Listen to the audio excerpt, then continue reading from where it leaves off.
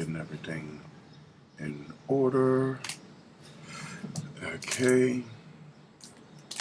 Now, I'm just keeping an appointment with the listener. This is another one of the beta tests that we're doing here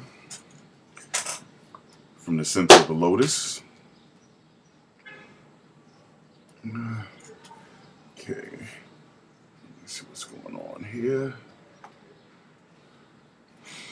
So, my daughter graduated yesterday.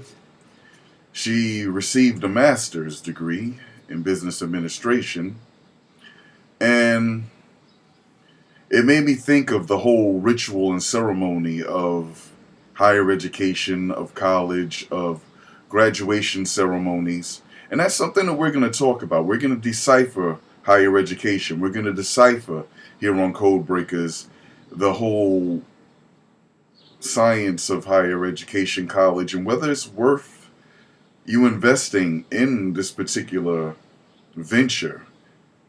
A lot of people go into tens of thousands, some even hundreds of thousands of dollars in debt at the beginning of their lives. And 8 ball is some of them can't get from behind by investing in higher education and going to these colleges. But what is the real benefit? What is the encoding? What is the coding that is happening there? What is the keys in that particular, what are the keys in that particular matrix?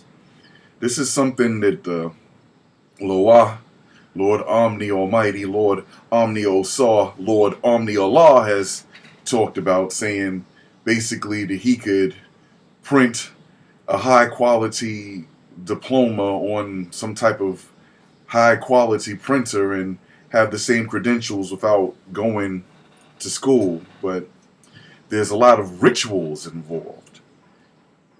Spirit rituals, spiritual elements that are involved in that situation.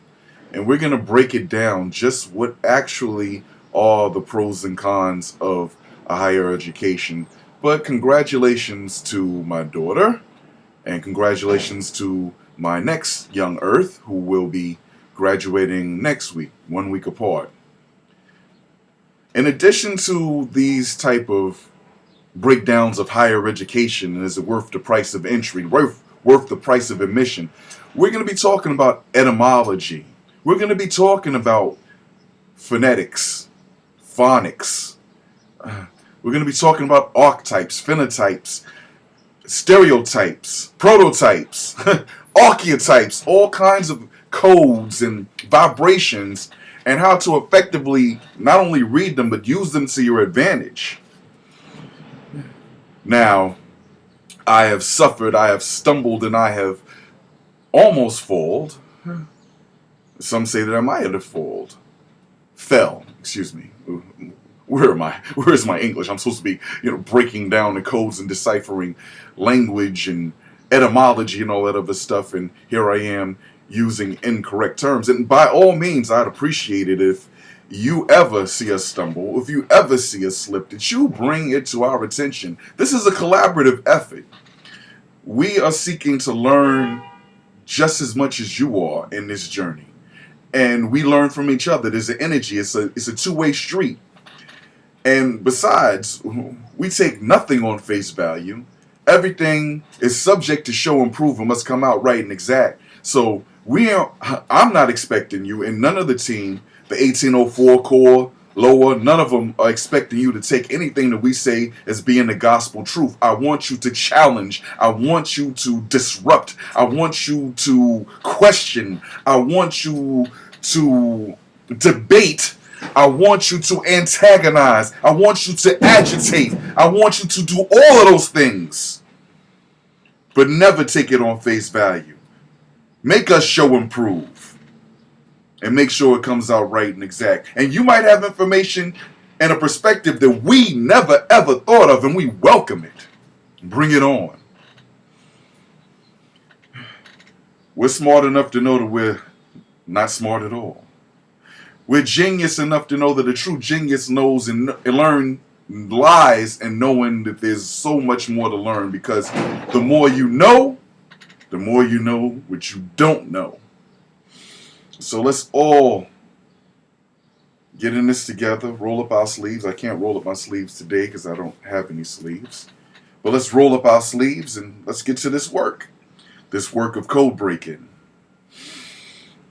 Today's mathematics are wisdom, culture, or freedom, being born to equality. I think that when you talk of your culture, then it brings balance.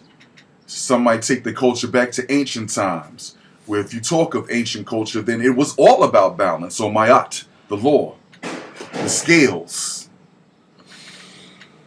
So let's talk about culture, and let's bring balance. Although there will never be balance, there will always be flux. But over the long term is how you establish balance. There's something in economics called equilibrium price.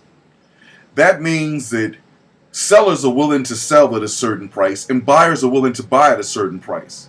Some buyers will buy it at $10 and some sellers will sell it at $6.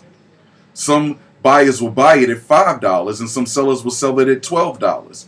And then when you take the sum totals of all of those markets and balance it together, equilibrium price is where all of the buyers and sellers meet on the average. It's all a balance when we add all of the variables together, and that's what we're going to get. When we speak of the culture, when we speak of our freedom, we'll find that equilibrium, we'll find that balance.